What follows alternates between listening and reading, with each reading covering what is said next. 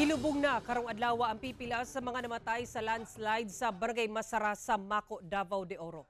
Atong sayro ng detalye niini pinaagi ni Argil Relator nga live manukad sa Mawab, Davao de Oro. Argil.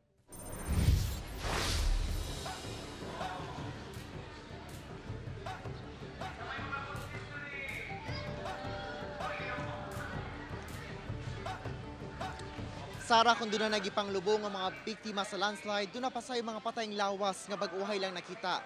Inoon sa karon alang sa relocation sa mga nawad-an o panimalay, ingon man dili na pabalikon dito sa Barangay Masara, giandam na sa provincial government, ingon man lokal nga panggamahanan sa Maco ang ilahang relocation site.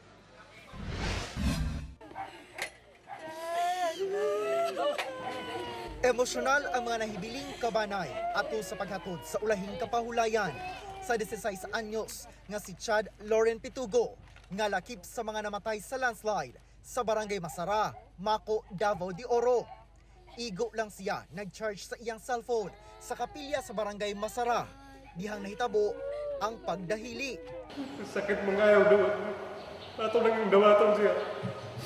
Kung ang uban gilubong na, ang 20 anyos nga anak ni Nadia nga si John Brendel Serra, bag-uhay pa lang nakalutan ang patayng lawas. Ang iyang pantalon, nga kanuna niya ginasuot. Mao ako nailhan, ang kadakon siyang lawas, wala man siya ni bloated. Mao akong timailhan. Ako adyong anak. Naundang Martes sa hapon ang operasyon sa Ground Zero, dihang dunay paglihok sa yuta.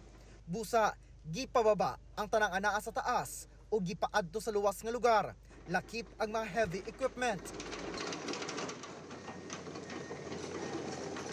Mihatag na matud padaan og abiso ang Mines and Geosciences Bureau nga dili magkumpiyansa kay duna pay posibleng mudahili sa mismong parte sa bukid nga ni dahili. We have rock mechanics na nakatutok doon.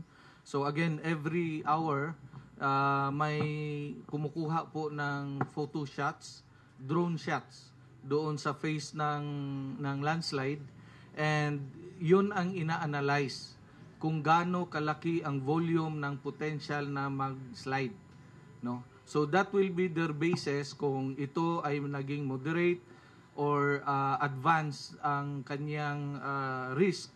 Samtang ginapaspasan na ang pagtrabaho sa duha ka mga dagkong luna sa Barangay Elizalde, Maco nga magsilbing relocation site alang sa mga residente sa Barangay Masara.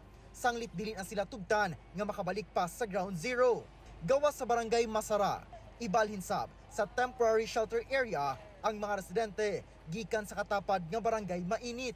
Sa Quasay Parish, that's almost 1 hectare. So may mga 300 o less than 300, baka mga 200 kasi may daanan pa. Doon naman sa kabila, that's bigger, that's more than 2 hectares, baka more or less nasa mga 600, 700. Para din dahan-dahan may normalcy na rin sa buhay nila na wala na sila doon sa school. Parang tent city muna. Parang tent city kasi nga temporary. Sayang din kung parang pang permanent na. Samtang luyos sa panghitabo, nakatandog sab sa uban ang pipila ka eksena sa landslide area sa Barangay Masara. Sama ni ining gipang dagkutan nga kandila sa luyos sa usa ka simbahan sa lugar. Nagpabilin sab nga nagbarog kining groto sa Our Mother of Perpetual Help, luyo sa nahitabong landslide. Gani na sayrang kini ang patrona sa Barangay Masara. Samtang karong Valentine's Day, dunay gipanghatag nga bulak ug balloons sa pipila ka personahe sa MDRRMO Maco. Sara, karong hapon lang dunay 9 ka mga biktima nga namatay sa landslide ang dungan nga gilubong sa Mawab Public Cemetery. Sara. Okay, dagang salamat, Argil Relator.